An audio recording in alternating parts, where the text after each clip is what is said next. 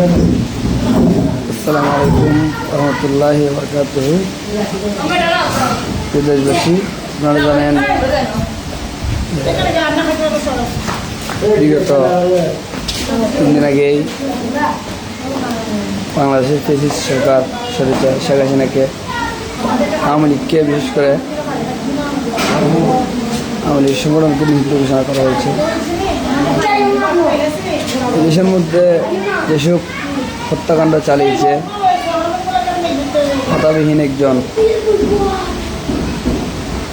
মানুষকে লাশ পাওয়া গিয়েছে, গাড়ির মধ্যে লাশকে জ্বালিয়ে দেওয়া হয়েছে।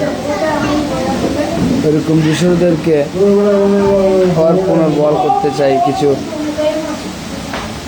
বাংলাদেশের বুদ্ধিজীবীরা। যেমন বাংলাদেশের বর্তমান যে অন্তর্বর্তীকালীন যে সরকারটা রয়েছে, সেই অন্তর্বর্তীকালীন সরকারে একজন উপদেষ্টা মাহফুজা আহমেদ, যিনি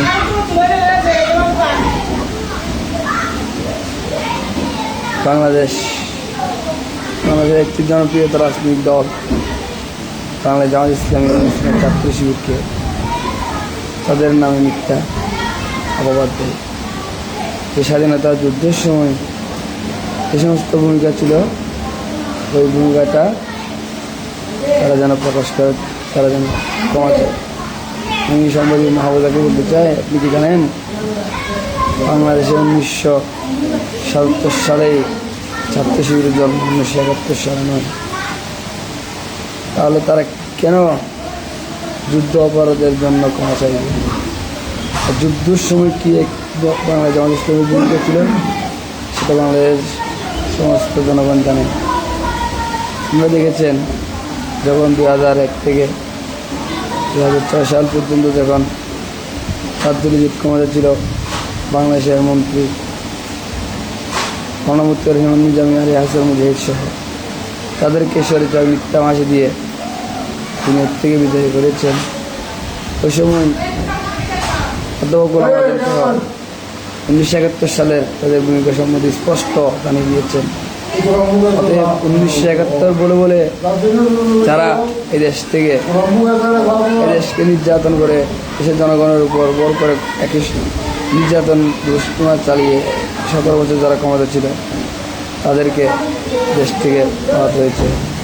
সাংবাদিক মাহবুজা আলম আপনাকে আমি স্পষ্ট করে দিয়েছি, বাংলাদেশের সচেতন নাগরিকরা আওয়ামী লীগের দালালি করে এই দেশে টিকে থাকতে পারবেন না। মানুষের বুকের উপর গুলি চালিয়ে 2000 বাংলাদেশের শহীদ জনতাকে শহীদ করে যে স্বৈরাচার বাংলাদেশে টিকে রাখতে পারে নাই। অতএব আজও বাজো উল্টা বক্তব্য দিয়ে এদেশে কখনো আপনার টিকে থাকতে পারবে না। আপনার এই মিথ্যাচারের তীব্র নিন্দা প্রতিবাদ জানাচ্ছি। অন্যথায় অবিলম্বে আপনি এই মিথ্যাচারের জন্য বাংলাদেশ জামাত ইসলামী ব্যক্তিদের, বাংলাদেশ জামাত ইসলামী কেন্দ্রীয় নেতৃবৃন্দের কাছে ক্ষমা চাইবেন, দেশের জনগণের কাছে ক্ষমা চাইবেন। অন্যথায় আপনার পদত্যাগ দাবি জানাচ্ছি আমরা। আপনি যদি পদত্যাগ না করেন, তাহলে বাংলাদেশের তহিদ জনতা, বাংলাদেশের মুসলিম প্রিয় ব্যক্তিরা, বাংলাদেশের সচেতন নাগরিকরা আপনার বিরুদ্ধে প্রতিবাদের মাঠে নামতে বাধ্য হবে। এবার আমার বক্তব্য, আমার আলোচনা আমি শেষ করছি।